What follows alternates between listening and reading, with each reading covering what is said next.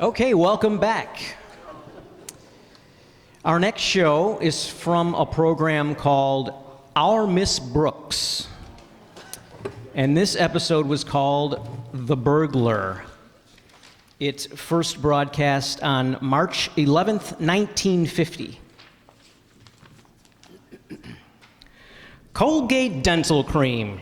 Clean your breath while you clean your teeth. And help stop tooth decay, and Luster Cream Shampoo for soft, glamorous, caressable hair bring you Our Miss Brooks, starring Eve Arden. Oops, sorry.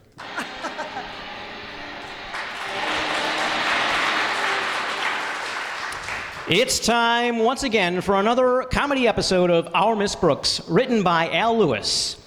Well, most school teachers are accustomed to early rising, but last Friday morning, our Miss Brooks, who teaches English at Madison High School, was awakened a little too early by her landlady, Mrs. Davis. Connie? Oh, Connie, I've got something to tell you. Are you up? I am now, Miss Davis. Is it 7 o'clock already? No, dear, it's only 5 o'clock. I hope you didn't wake me up to tell me I've got 2 more hours to sleep. Oh, certainly not. I thought I heard a noise in the kitchen. Oh, what sort of noise? Well, I first heard something that sounded like footsteps in the backyard, and then there was a sound of a pane of glass breaking. Then the window slid up, then there were some more footsteps in the kitchen, and then there was the sound of the refrigerator being opened. Well, did you go into the kitchen to investigate? No, I figured it was only the cat. Minerva? Oh, she wouldn't go in the refrigerator. She likes her milk warm. It's probably just your imagination, Mrs. Davis. Now go back to sleep, huh? But Connie, as I think back, those footsteps were pretty heavy for a cat. Please, Mrs. Davis, if you're trying to frighten me into thinking someone's in this house, you've succeeded. Now hand me my robe, please, the one on the chair with the extra heavy tassels on the belt. Here you are, Connie. I'll go put my slippers on and join you in the kitchen. All right. Ooh, this hallway is nice and dark. Why do they always have to put the switch on the opposite end of where you are? I'll just feel my way along the wall and... oh, who's that? Oh, all right, don't move. Who are you and what are you doing in this house? I'm looking for my slippers, Connie.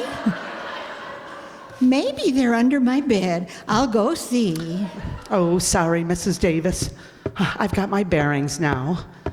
Here's the kitchen door. Oh, I beg your pardon. I didn't mean to startle you with the flashlight. It's just a tool of the trade. If you're looking for the gas meter, it's outside.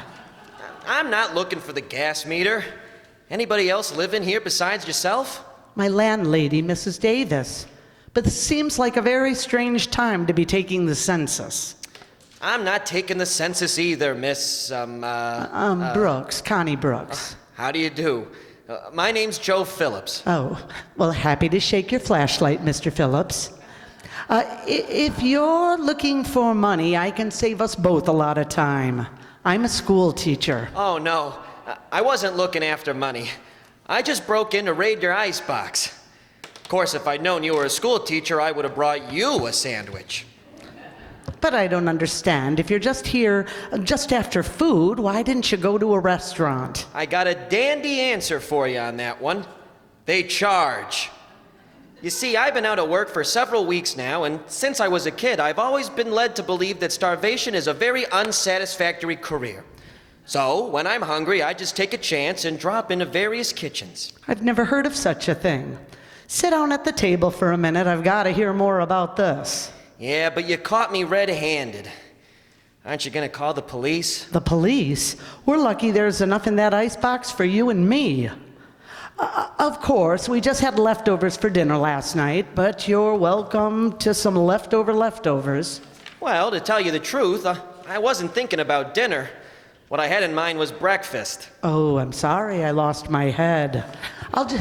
I'll just step out in the back porch and get some milk. Oh, I brought it in with me. That was very thoughtful. Did you look around, Connie? Is everything all right? So far, so good, Mrs. Davis. This is Mr. Phillips. He's a burglar.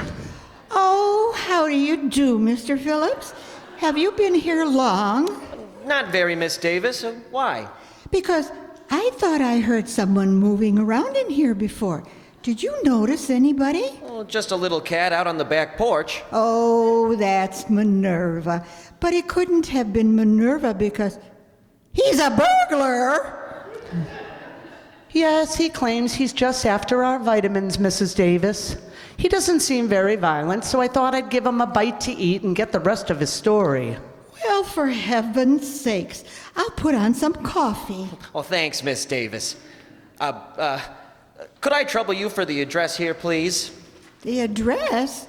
Why do you want that? Yeah, seems to me you found the place all right without the address. Well, I like to jot it down in my little black book. You see, I keep a record of every kitchen I visited, and as soon as I can afford it, I'm going to pay back everyone who's contributed to my nourishment. Yes, ma'am, I'm going to throw the biggest party you ever saw. Dinner party, huh? How many are on your guest list so far? About 150 couples. With all those people, you'll have to break into a pretty big restaurant. Oh, that's one shindig I'm going to pay for. I realize I'll have to have a pretty good job before I can do that, but I really intend to make the effort. Well, good for you, Joe. I must admit that, in the past, steady work has always seemed quite repellent to me. But, well, it's the only way to get even, I guess. Here's some cereal, Mr. Phillips. The coffee will be ready in a minute. Well, thank you. Tell me, Mr. Phillips, in your little food raiding expeditions, have you ever been caught before tonight? No, ma'am. But I was almost caught last night, and the setup looked so lovely. It was about 7:30 in the evening. Here was this man, fast asleep on a couch. Here was this big bowl of fried chicken on the table behind him, and here was this open window right near it. But just as I reached in to grab it, he woke up. You'll never heard such a bellowing in your life. Chased me 15 blocks before I finally shook him. Well, that's one way to work up an appetite. Yeah, chicken wasn't worth it. Things fried in deep fat murder me. Well, look, Mr. Phillips, if you're serious about wanting payback your food debts, I may be able to help you. Our school custodian has been sick for a few days, and I might be able to get you a job filling in for him. Please, not while I'm eating. Here's your coffee, folks. Oh, while we're on the subject of eating, Connie, I've been invited to my sister Angela's for Thanksgiving dinner. I'd like to ask you along, but Angela hasn't been very well lately, and I wouldn't think of bothering Angela, Mrs. Davis. Don't worry about me. I'll have a nice dinner at the drugstore. Oh, don't do that, Miss Brooks. If you're short on funds, why not have dinner with me? Thanks just the same, Mr. Phillips. But I hate to eat and run.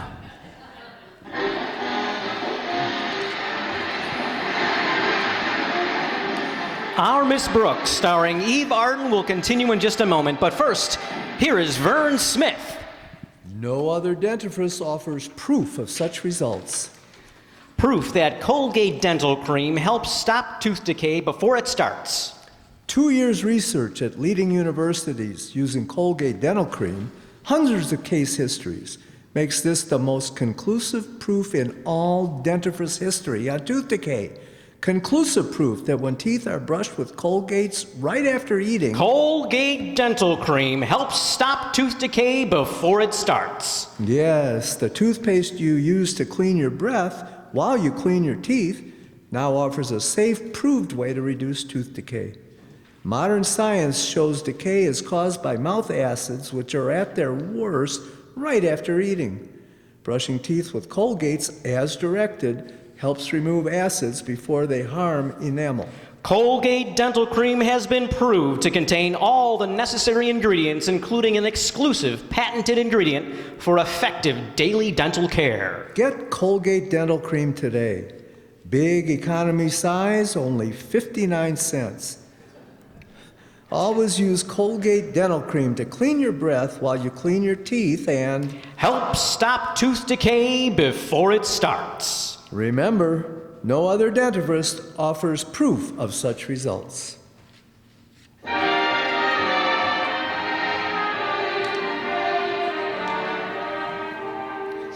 Well, after breakfast, Mr. Phillips helped with the dishes, those he didn't swallow, and we arrived at the school several minutes before my first class. You are now at the hallowed halls of Madison High, Mr. Phillips. On your right is the office of our beloved principal, Osgood Conklin, known to the faculty as the Lion's Den. Good morning, Miss Brooks. And directly in front of you is the lion's cub, Harriet. I mean, Miss Conklin. Meet Mr. Phillips. Hello, Miss Conklin. How do you do, Mr. Phillips? Oh, just call me Joe. All right, then you just call me Harriet. Oh, okay, Harriet.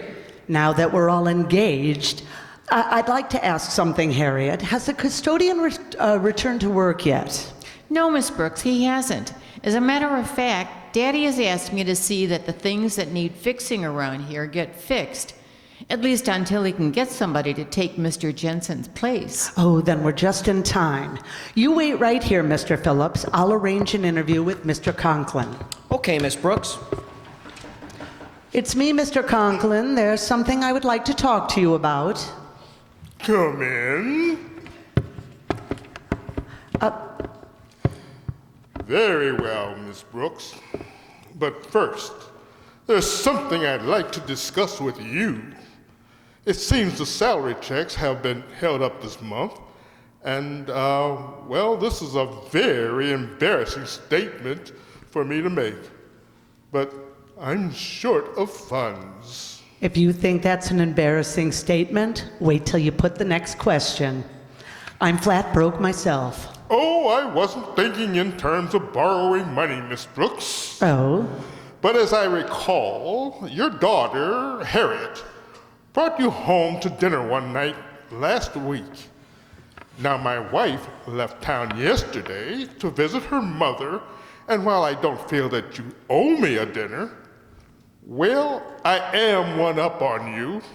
And after tonight, you'll still be one up on me. You see, Mr. Conklin, Mrs. Davis is visiting her sister tonight, and I'm going to eat at the drugstore. But about this matter of the new custodian, Mr. Conklin, I'd like to tell you... Maybe the grocer would extend my credit, and Harriet could... Please, sir, I didn't finish talking. Oh, what? Oh, I'm sorry. Miss Brooks, you'll have to forgive my preoccupation with the inner man, but I haven't had a square meal in 2 days. Last night, Martha left some delicious fried chicken up for me on the table, and somebody made off with it. Oh, well, that's too bad, sir, but oh, no. Did you get a good look at the man? Well, it was pretty dark, and How did you know it was a man? If he was reaching through the window, why, it must have been a... How did you know he reached through the window? Well, it's only natural. If you were napping on the couch, there would be no How other... did you know I was napping? I didn't. Well, don't you always nap before your evening meal? Miss Brooks, did you steal my dinner? Mr. Conklin, how can you say such a thing? Oh, well, I'm sorry, Miss Brooks. I was quite upset by the incident, and I'm almost certain it was a man. I chased that thief for blocks. Well, that's one thing about the man I'd like to recommend for the custodian job, Mr. Conklin.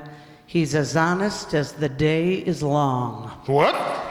You have someone to replace Mr. Jensen? Yes. Well, why didn't you say so? Well, don't stand there. Where is he? He's right outside. I'll call him. Come on in, Mr. Phillips, Mr. Conklin. We'll see you now. Thanks. This is Joe Phillips, Mr. Conklin. How do you do? Say, haven't I seen you someplace before? I was about to mention that same thing. Oh, no, I'm sure you two haven't met. Although Mr. Phillips does get around in some of our better homes. Oh, well, probably just a coincidence. Now then, Phillips, I understand that you'd like to fill in here as our temporary custodian. Yes, sir. Are you handy with tools? You ought to see him with a knife and fork.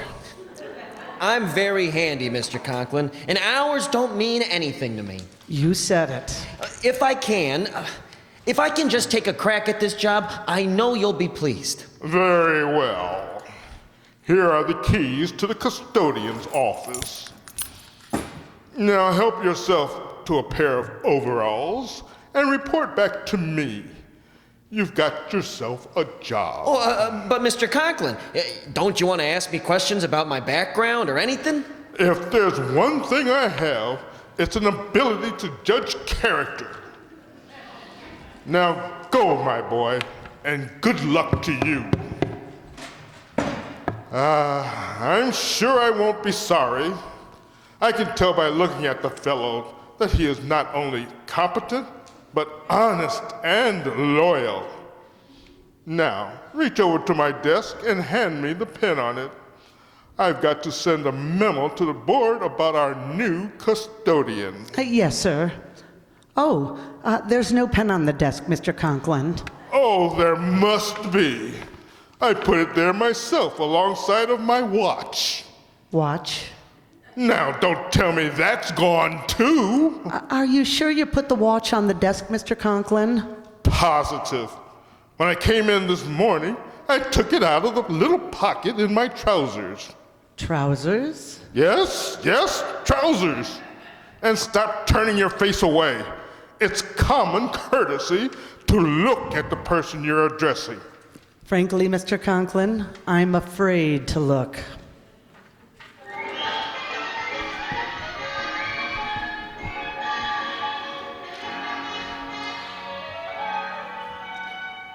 In spite of the circumstances under which we had met, I was determined to give Joe Phillips a chance. By lunch period, I felt confident that he was taking advantage of his chance because 4 desks, 2 sewing machines, and a typewriter were reported missing. I didn't completely lose faith in his honesty, but it was ebbing pretty rapidly. However, when I dropped into the biology laboratory to meet Mr. Boynton for lunch, I temporarily shelved the temporary custodian. Hi, Mr. Boynton. Ready to go to lunch? Oh, I'm not going to the cafeteria today, Miss Brooks. I brought a box lunch with me. Since our salary checks were delayed this week, I'm a little short. I've attained full midgethood myself. Oh, I'm joking, of course. I have enough money for a light lunch, if you don't weigh it.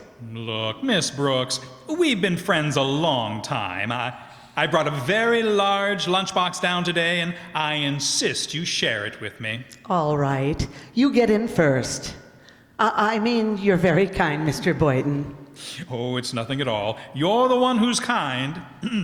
Kind, considerate, and the fairest-minded person he's ever met.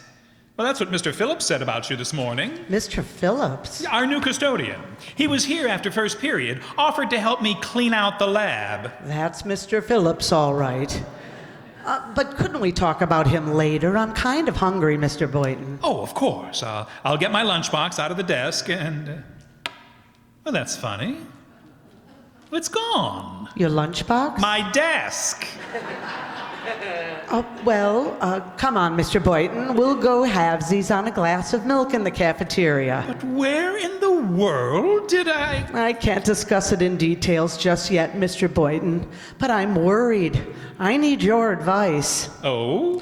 Oh, tell me, what should a person do if a person befriends another person only to find out that that person may not have been worthy of the first person's faith, in view of certain occurrences which, although the second person couldn't definitely be accused of them, circumstances seem to point the finger of suspicion at?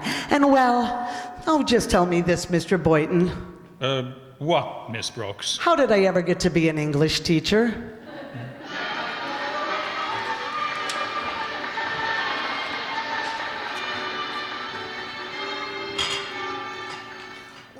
Miss Brooks? Oh, come on over here, Miss Brooks. I've got an empty table.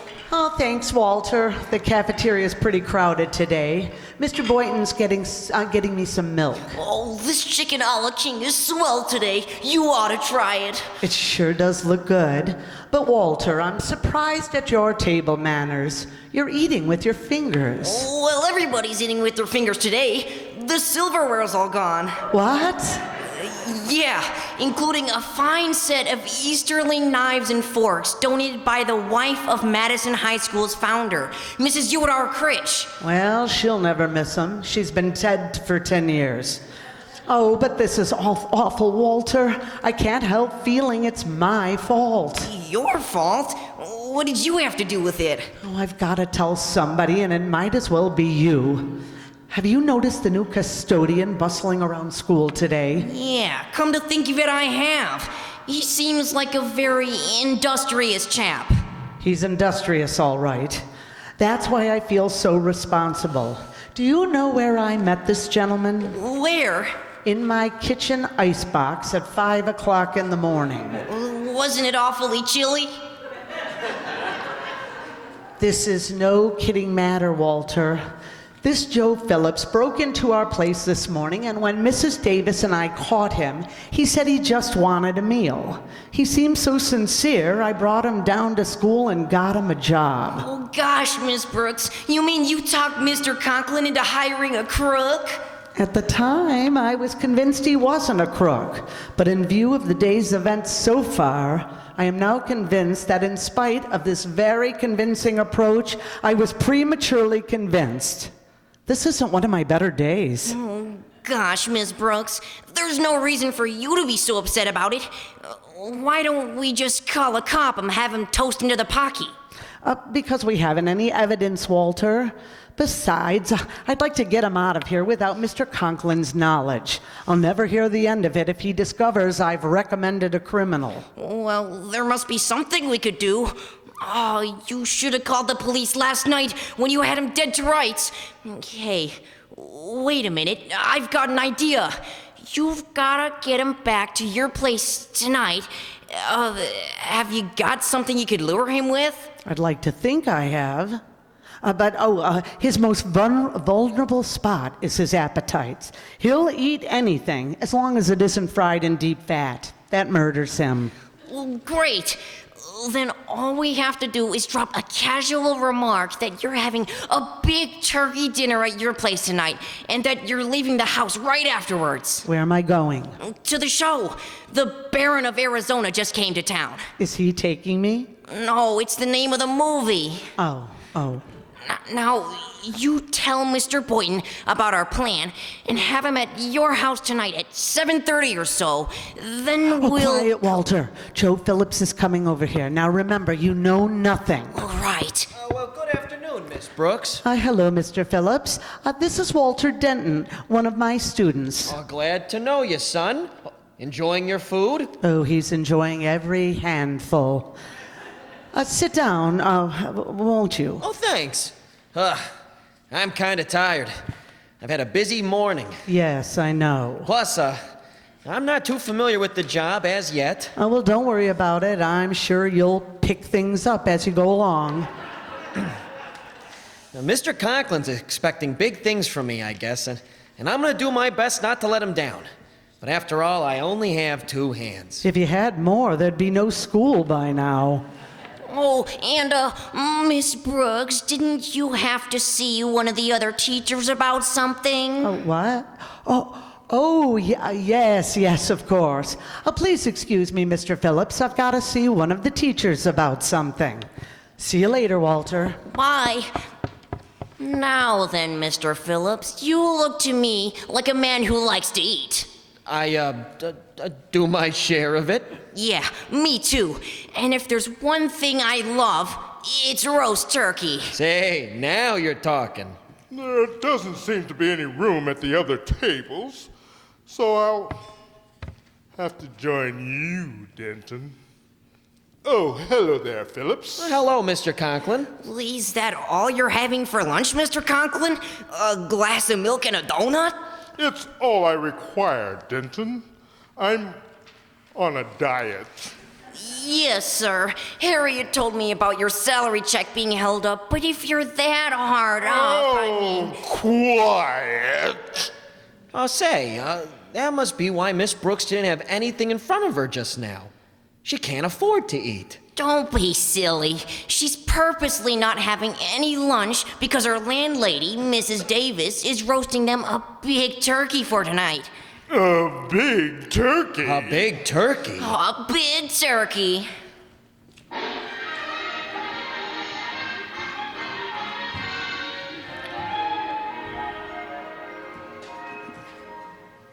Well, it's almost 8 o'clock. If he's coming at all, he should be here any minute. Are all the lights out in the house, Miss Brooks? No, I just sent Walter to put them out in the kitchen and dining room.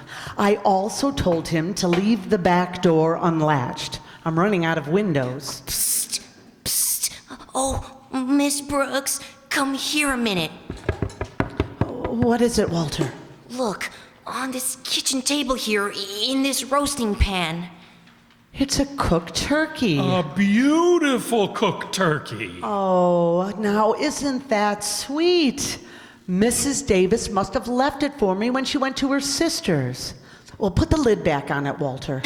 Oh, this is great. Now we've got some real bait. Now, remember the plan. When we hear him come in, we'll wait till he's in the middle of the kitchen. Then Mr. Boynton jumps on him, I throw my belt around him, and you put the lights on, Miss Brooks. Right. Okay, now turn them off, Walter. There. Oh, gosh, it's sure dark in here. Well, the darker the better. If we can get him by surprise, then we would... Oh, shh, quiet. Somebody's coming. Where? I hear him. I see a flashlight. I should have told him the door was unlatched. Oh, he's eating it. Geronimo! Grab him! Hold him! Oh, Miss Brooks, put the lights on. All right, Walter. Yeah. Gotcha! Yeah, there. You might have waited until I finished a drumstick. Mr. Conklin. Well, I just wanted to talk to you about something, Miss Brooks. There weren't any lights in front, so I thought I'd try the back way. Through the window? Well, that was an accident. But once I got the window opened, I thought I'd come in and leave a note for you. And in what handier place than burying it in the stuffing of a turkey? Please, Miss Brooks, let's go into the living room and talk this thing over. Well, let's all go into the living room. We still expect company, you know. Yeah, you don't always snag the right weasel the first time. Oh, now that's a switch. Someone's at the front door. Coming! Hi, Miss Brooks. It's me.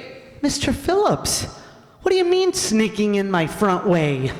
I'm not sneaking in. I just came over to explain a few things. This I've got to hear.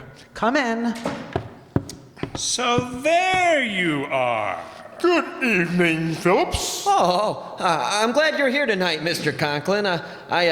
I missed you at school this afternoon, and I was going to give Miss Brooks a message for you. What kind of a message, Phillips? Well, your daughter Harriet was very helpful today, sir. But when I told her to bring the silverware to the shop to be polished, she had it picked up a little too early, before lunch.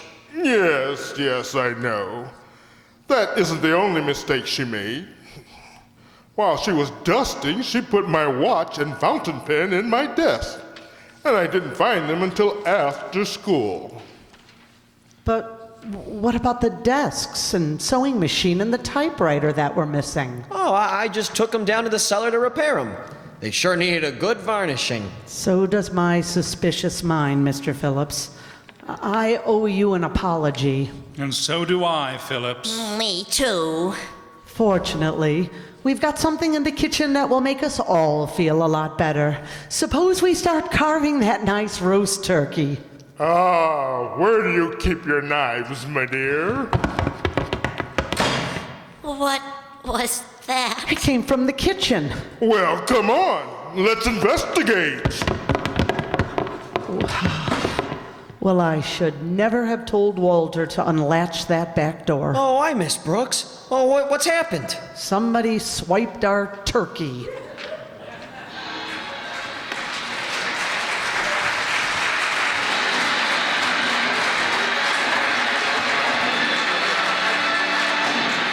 Next week, tune into another Our Miss Brooks show brought to you by Luster Cream Shampoo for soft, glamorous, caressable hair and Colgate Dental Cream to clean your breath while you clean your teeth and help stop tooth decay. For mystery liberally sprinkled with laughs, listen to Mr. and Mrs. North, the exciting, fun-packed adventures of an amateur detective and his beautiful wife. Tune in Tuesday evening over most of these same stations. And be with us again next week at this same time for another comedy episode of Our Miss Brooks. Bob Lamont speaking, CBS, the Columbia Broadcasting System.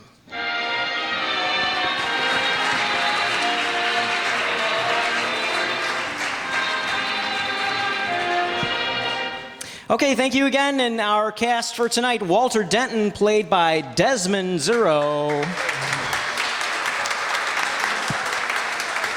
Philip Boynton, played by Mark Fazio.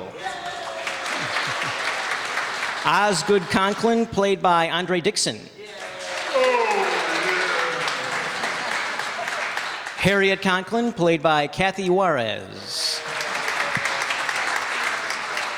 Vern Smith, played by Jay Summerfield. Joe Phillips, played by John Byhun. Connie Brooks was played by Allison Byhun. Margaret Davis, played by Ellie Babka. And again, the announcer, played by Brad Zuro, that's myself. And I want to thank the great technical crew, sound effects by Marty McNulty, soundboard operator John Gelsomino, and my favorite video operator, Lorenzo Cordova. And I'd like to introduce the director for next month, John Gelsomino.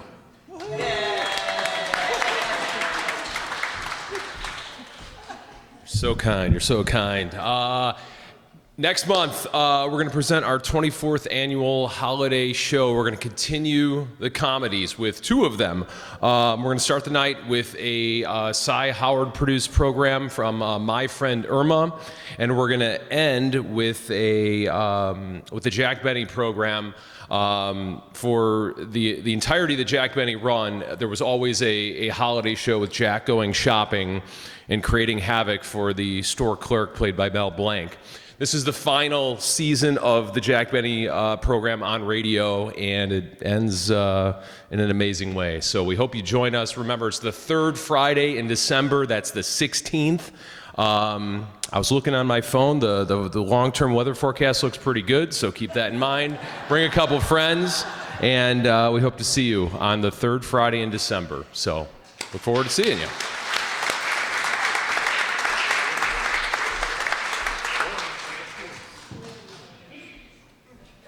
I'd like to thank everybody again for coming, and I also would like to thank Vera Wilt and the Riverside Township Board for providing money that supports this whole operation here. So thank you again.